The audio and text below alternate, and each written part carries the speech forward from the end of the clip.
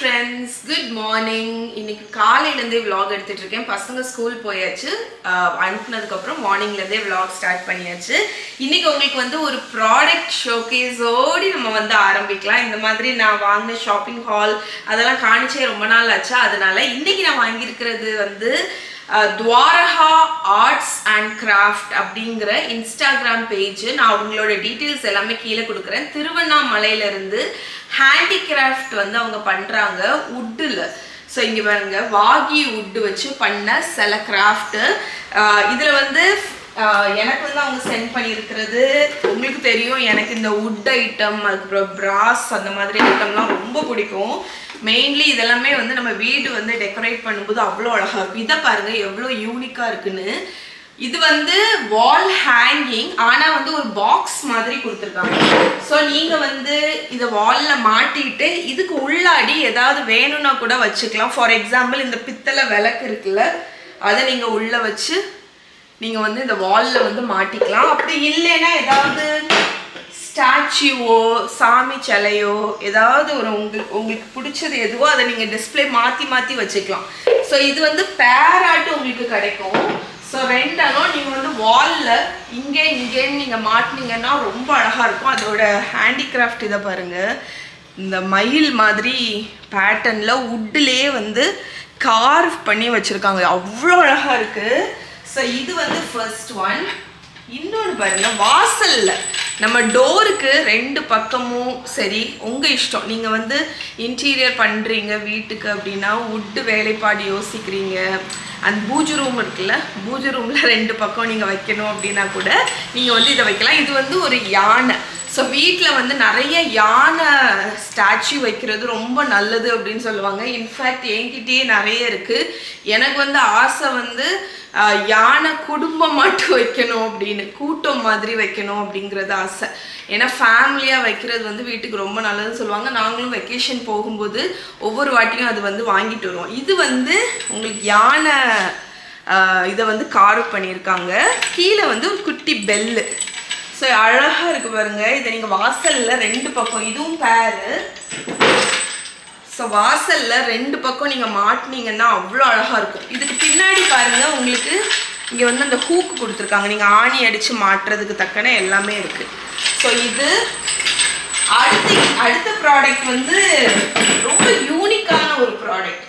என்னன்னு பார்த்தீங்கன்னா கவு இருக்குல்ல, ஸோ கவ்வோட ஃபேஸ். ஸோ இது வந்து நிறைய கலர்ஸில் இருக்குது, க்ரீன் ஒயிட்டு அந்த மாதிரி நிறைய கலர்ஸில் இருக்குது. ஸோ இதுக்குமே பின்னாடி பார்த்தீங்கன்னா ஹூக் இருக்கா, ரொம்ப யூனிக்காக இருக்கும். நீங்கள் வந்து டிஃப்ரெண்ட் கலர்ஸில் வாங்கி பேராட்டு மாட்டினீங்கன்னா அவ்வளோ அழகாக இருக்கும் கவ்வோட இது. ஸோ இது வந்து எனக்கு அனுப்புனது வந்து துவாரகா ஆர்ட்ஸ் அண்ட் கிராஃப்ட்னு. இவங்க எல்லாமே வாகி வுட்டில் பண்ணியிருக்காங்க. உங்களுக்கு தஞ்சாவூர் பெயிண்டிங்கு, அதுக்கப்புறம் இந்த மாதிரி ஆர்ட்ஸ் ஏதாவது கஸ்டமைஸாக நீங்கள் வச்சுருக்கீங்க, அது செஞ்சு தரணும் அப்படின்னா கூட அவங்க வந்து செஞ்சு தருவாங்க. எல்லாமே பியூர்லி ஹேண்ட்மேட். ஓகே, ஸோ அவங்களோட வாட்ஸ்அப் நம்பர், இன்ஸ்டாகிராம் பேஜ் எல்லாமே கீழே கொடுக்குறேன். நாங்கள் இதை ஏன் இன்னும் மாட்டலை அப்படின்னு பார்த்தீங்கன்னா, எங்கள் வீட்டுக்கு வந்து இன்டீரியர் முடிச்சிருக்கோம், ஒயிட் வாஷ் வந்து பெண்டிங்காக இருக்குது. அதனால இன்னும் கொஞ்சம் பட்டி டிங்கரிங் வேலையெல்லாம் லிவிங் ரூம்லேயும் வெளியும் ஒயிட் வாஷ் அடிக்கலை. ஸோ ப்ராபப்ளி இப்போ மழை வந்துட்டே இருக்கிறதுனால அடிக்க முடியல. ப்ராபப்ளி இந்த மந்த்து இந்த வருஷத்துக்குள்ளாடி அடிச்சிடணுன்னு இருக்கோம். அடித்ததுக்கப்புறம் இதை வச்சு நான் வீட்டில் வந்து லிவிங் ரூமில் டெக்கரேட் பண்ணணும் அப்படின்னு இருக்கேன். வாசலில் எனக்கு ஐடியா வந்து அந்த யானை இது வந்து வெளியே வாசல் ரெண்டு இதில் வைக்கணும் அப்படின்னு. ஒயிட் வாஷ் முடிஞ்சதுக்கப்புறம் நான் அதை வந்து ஹேங் பண்ணலாம் அப்படின்னு சொல்லி தான் நாங்கள் இது இன்னும் ஹேங் பண்ணல. ஓகே, ஸோ நான் உங்களோட டீட்டெயில்ஸ் எல்லாமே கீழே கொடுக்குறேன், உங்களுக்கு வேணும்னா செக் பண்ணுங்கள். ஓகே ஓகே ஃப்ரெண்ட்ஸ், ஸோ பசங்க ஸ்கூல்லேருந்து இப்போ தான் வந்தாங்க. அவங்க ஃப்ரெஷ் ஆகிட்டு இருக்காங்க. நான் இப்போ வந்து குட்டீஸ்க்கு ஸ்நாக்ஸ் மாதிரி சிம்பிளாக செஞ்சு கொடுக்கலாம் அப்படின்னு சொல்லிட்டு, இதுக்கு வந்து பெயரே கிடையாது, பட் ஒரு ஹெல்த்தியான ஸ்நாக்கு. இதுக்கு கோதுமை மாவு ஒரு கப் அளவுக்கு நான் எடுத்திருக்கேன். சும்மா ஒரு நம்ம சப்பாத்தி டோவெல்லாம் பண்ணுவோம்ல அந்த கணக்கு தான். அதுக்கு நம்ம வந்து ஃபில்லிங் வச்சு ஸ்டஃப்டு பராட்டா மாதிரி பண்ணாமல் ஒரு ஸ்நாக் மாதிரி அது நம்ம பண்ண போகிறோம். ஸோ ஒரு கப் அளவுக்கு கோதுமை மாவு, அதில் ஒரு பிஞ்ச் வந்து ஓமம், இது ஆப்ஷனல் தான். உப்பு தேவையான அளவு. அந்த ஓமம் வந்து ஆக்சுவலி இந்த ஸ்டஃப்டு பராட்டா அதுக்கப்புறம் இந்த மாதிரி ஐட்டத்துக்கெல்லாம் வந்து டைஜஷனுக்கு ஹெல்ப் பண்ணும். இன்னொன்று அந்த அரோமாக்கு. ஓகே, 1 ஸ்பூன் நெய் ஊற்றிக்கோங்க.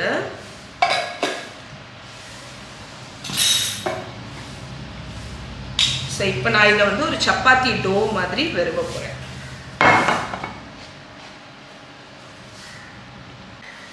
ஸோ நம்மளோட இந்த இதில் வந்து தண்ணி ஊற்றி ஜஸ்ட் ஒரு டோ மாதிரி நீட் பண்ணிக்கலாம்.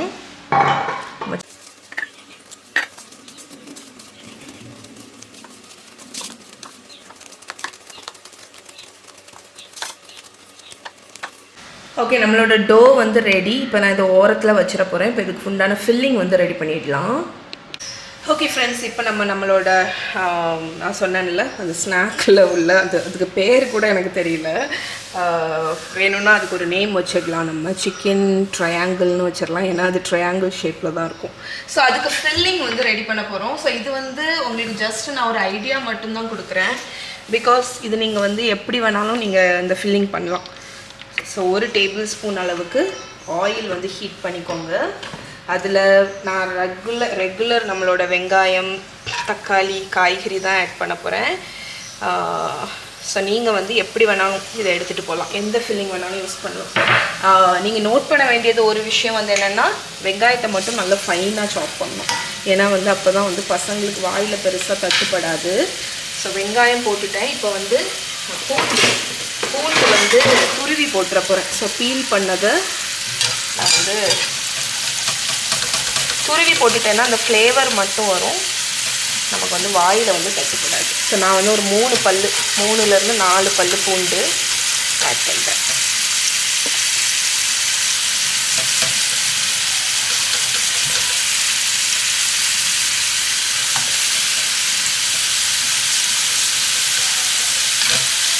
இந்த மாதிரி துருவி ஆட் பண்ணுறேன். நீங்கள் வேணும்னா ஜிஞ்சர் கூட ஆட் பண்ணிக்கலாம், இஞ்சி கூட. ஸோ இப்போ இதை வந்து ஒரு 1 மினிட் நான் போல் சாட்டே பண்ணிவிட்டு எடுத்து ஆட் பண்ணுவேன்.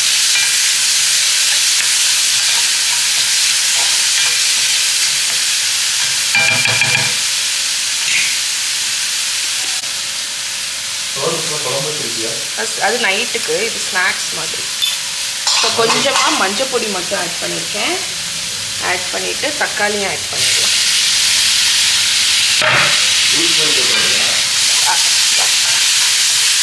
ஸோ இதை தக்காளி போட்டுட்டு ஒரு 2லேருந்து 3 நிமிஷம் இதை நல்லா சாட்டே பண்ணிவிடணும். தக்காளி கொஞ்சம் மசிஞ்சு வரட்டும். ஓகே, நம்மளோட தக்காளி வெங்காயம் நல்லா வதங்கியாச்சா. இதில் வந்து கேரட்டும் பீன்ஸும் நல்லா ஃபைனாக கட் பண்ணியிருக்கேன், அதை ஆட் பண்ணிடலாம். அதை ஆட் பண்ணி கொஞ்சமாக உப்பு, கொஞ்சமாக ஒரு டீஸ்பூன் அளவுக்கு உப்பு மட்டும் சேர்த்து இதையும் ஒரு 2-3 மினிட்ஸ் மிக்ஸ் பண்ணிடுங்க.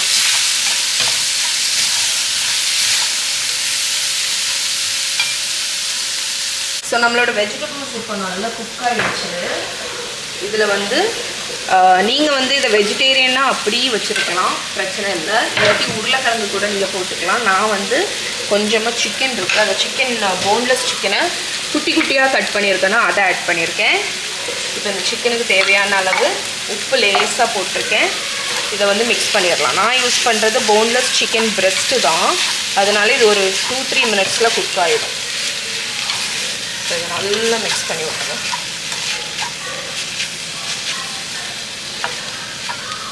ஸோ இது லைட்டாக நீங்கள் ஸ்டர் ஃப்ரை பண்ணாலே உங்களுக்கு ஒரு 2-3 நிமிஷத்தில் குக் ஆகிடும். நான் இது இந்தியனைஸ்டாக தான் இந்த ஃபில்லிங் பண்ணுறேன், அதனால் இதில் கரம் மசாலா பவுடரும் கொஞ்சம் சில்லி பவுடரும் போட்டுடலாம். சிக்கன் வந்து ஃபுல்லாக குக் ஆகிறதுக்கு முன்னாடியே இதை போட்டுருங்க, அப்போ தான் வந்து அந்த ஃப்ளேவர் வந்து சிக்கனில் நல்லா இறங்கும்.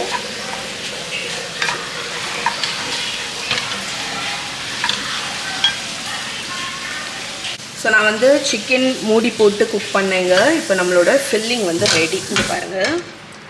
ஸோ நல்லா குக் ஆகிடுச்சு.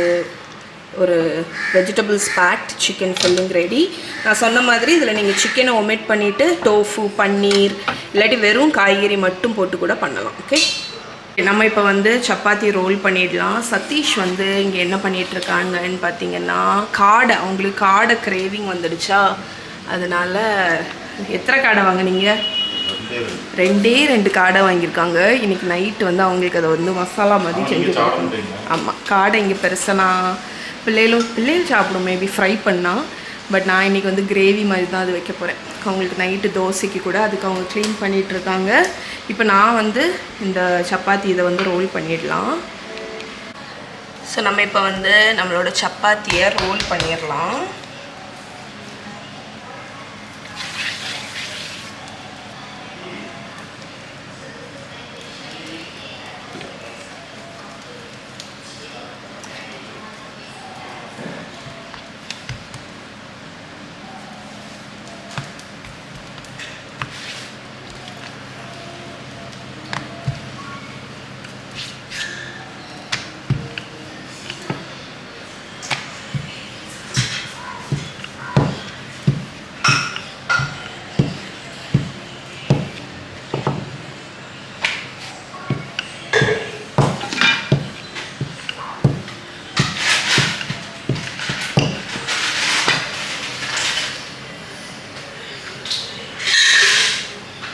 ஸோ நம்மளோட சப்பாத்தியை ரோல் பண்ணிவிட்டு இதை நடுஸில் இந்த மாதிரி ஹாஃபாக கட் பண்ணிக்கோங்க. கட் பண்ணிவிட்டு நம்ம இங்கே பண்ணி வச்சுருக்கிற இந்த ஃபில்லிங் இருக்குல்ல, இந்த ஃபில்லிங்கை நம்ம நடுஸில் வச்சுக்கலாம். ஸோ ஒரு இது ரோல் பண்ணிங்கன்னா உங்களுக்கு 2 அணம் நீங்கள் வந்து பண்ணணும்.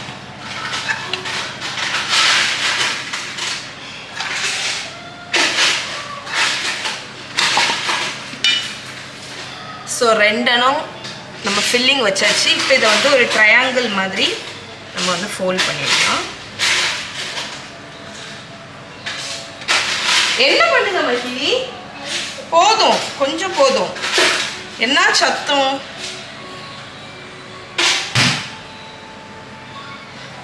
ஸோ இந்த மாதிரி ஃபோல்ட் பண்ணிக்கோங்க.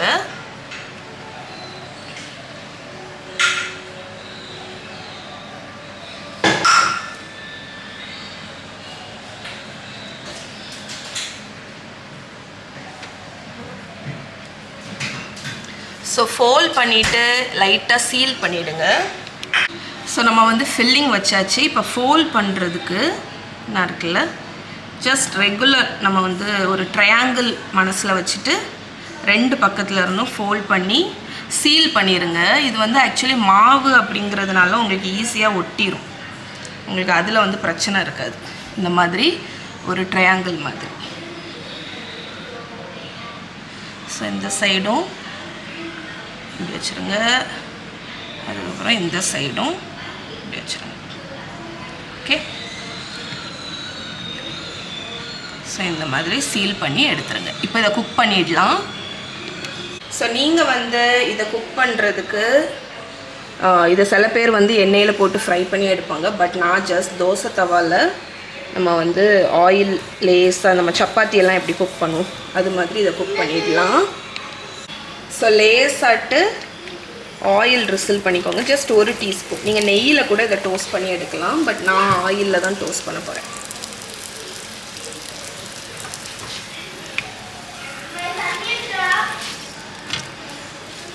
ஸோ கொஞ்சம் பொறுமையாக இருந்து ப்ரெஸ் பண்ணி குக் பண்ணுங்கள். அப்போ தான் வந்து அந்த மாவு வந்து குக் ஆகும் உங்களுக்கு. ஓகே, ஸோ என்னோட ஸ்பேட்சுலா ஓகே, நம்மளோட சிக்கன் ட்ரையாங்கிள்ஸ் ரெடி.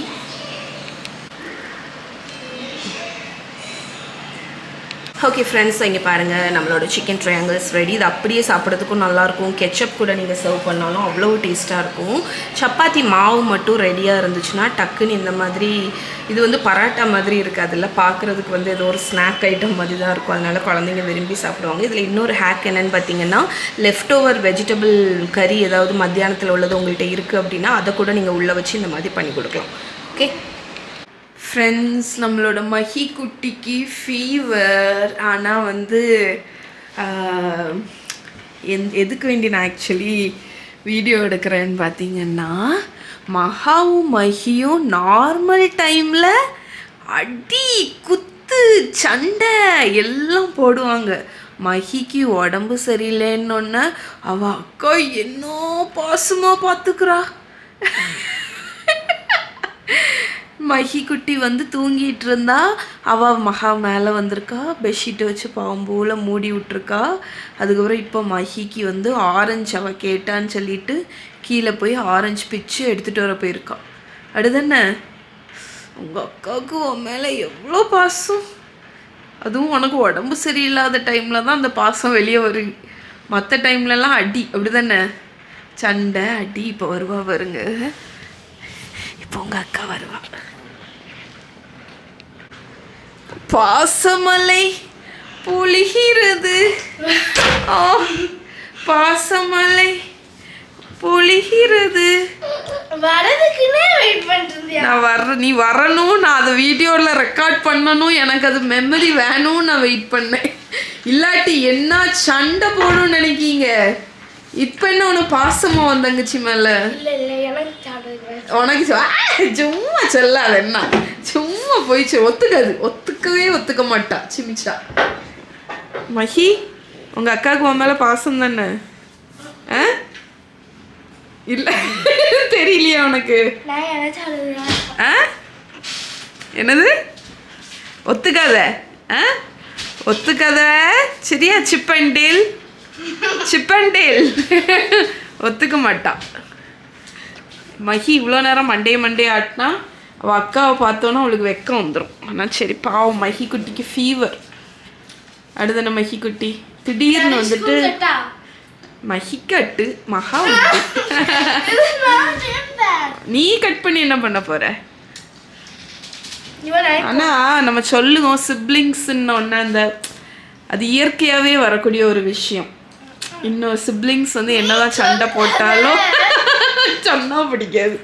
நம்ம வந்து அதுகளா செய்யும் சேர்ந்துருக்கும், நம்ம அதை சொல்லி காணிச்சிட்டோம் பிடிக்காது.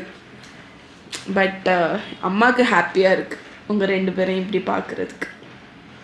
ஓகே பாய் பாய் மஹி குட்டி. பிள்ளை சீக்கிரம் சரியாயிரும் என்ன குட்டி?